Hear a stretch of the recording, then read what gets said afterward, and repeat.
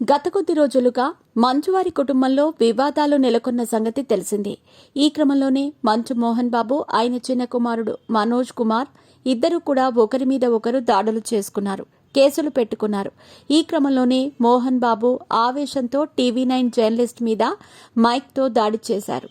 ప్రస్తుతం ఆసుపత్రిలో చికిత్స పొందుతున్న జర్నలిస్ట్ పూర్తిగా కోలుకోవటానికి చాలా సమయం పట్టే అవకాశాలున్నాయని టీవీ9 యాజమాన్యం తెలిపింది. మోహన్ బాబు దాడి నేపథ్యంలో మీడియా ప్రతినిధులు ఆందోళనకు దిగారు. మోహన్ బాబు క్షమాపణలు చెప్పాల్సిందే అంటూ డిమాండ్ చేశారు. జర్నలిస్ట్పై దాడి చేసిన వెంటనే అనారోగ్యంతో మోహన్ బాబు ఆసుపత్రిలో జాయిన్ అయ్యారు. 2 రోజుల తర్వాత డిశ్చార్జ్ అయ్యారు. మోహన్ బాబు జర్నలిస్ట్పై జరిగిన దాడి గురించి స్పందించారు. మీ పెట్స్ కి గ్రూమింగ్ నుంచి బర్త్డే సెలబ్రేషన్స్ వరకు అన్నింటిలో మంచి ఆఫర్స్ ని మాయా టైల్స్ అండ్ ట్రయల్స్ వారు మీ ముందుకి తీసుకుని వచ్చారు. ఎక్కడో కాదు, మన బాజ్పల్లిలో. Phone number 8985555318. టీవీ9 మేనేజ్మెంట్ కి, జర్నలిస్ట్ కు క్షమాపణలు తెలుపుతూ ఓ లేఖను విడుదల చేశారు. అందులో ఆయన ఈ విధంగా పేర్కొన్నారు. ఆ క్షణంలో గేటు విరగ్గొట్టి 30 మంది లోనికి తోసుకొస్తూ ఉంటే సంఘ వ్యతిరేక శక్తులు వస్తున్నారేమో అని నేను ఆందోళనతో ఆ పని చేశాను.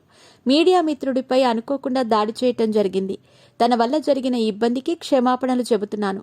టీవీ9 టీంకి, జర్నలిస్ట్ మిత్రుడు రంజిత్ కుమార్కి, అతని కుటుంబానికి హృదయపూర్వకంగా క్షమాపణలు చెబుతున్నాను.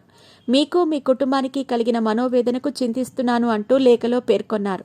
మోహన్ బాబు దాడి నేపథ్యంలో ఇప్పటికే కేసు నమోదయ్యింది. ఆయన క్షమాపణలు చెప్పడంతో గొడవ సర్దుమణిగినట్లు అయ్యింది. అయితే రంజిత్ ఆసుపత్రి ఖర్చుల విషయంలో మంచు ఫ్యామిలీ ఎలా స్పందిస్తుందో అనే దాని మీద మాత్రం క్లారిటీ లేదు.